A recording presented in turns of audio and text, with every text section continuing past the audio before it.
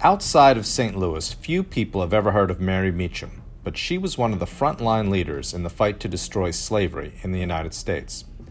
This is the story of how Meacham successfully defied an arrest in 1855 for helping to organize what local newspapers called a slave stampede.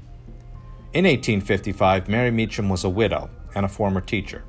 Her late husband, Pastor John Berry Meacham, had founded the First African Baptist Church of St. Louis. The Berrys had also run a school for African Americans until local officials banned it.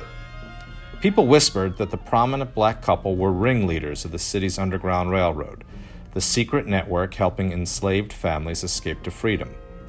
But there was no proof of Mary Meacham's involvement until a confrontation that happened late one Sunday night in May 1855. On a Sunday evening, a group of about 8 or 9 freedom seekers met at Mary Meacham's house. They were led down to the Mississippi River by a free black man named Isaac Breckenridge and some other guides. The fugitive slaves found a boat hidden for them and began to make their escape across the river toward Illinois. But somehow, word had gotten out, and a slave-catching posse met the runaways when they arrived on the Illinois shore. There was a brief shootout. Some escaped, but most of the group got captured, including a woman named Esther and her 2 young children.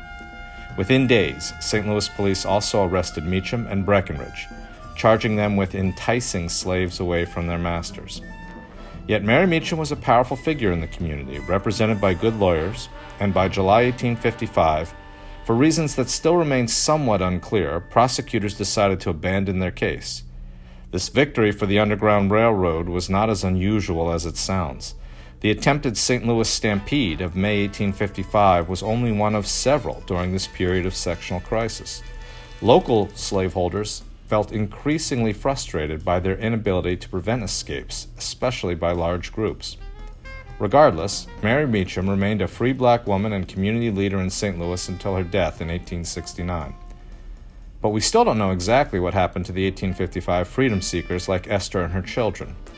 All we are certain about is that Esther's master, Henry Shaw, now remembered in the city as a great philanthropist, sold her away from her children as punishment.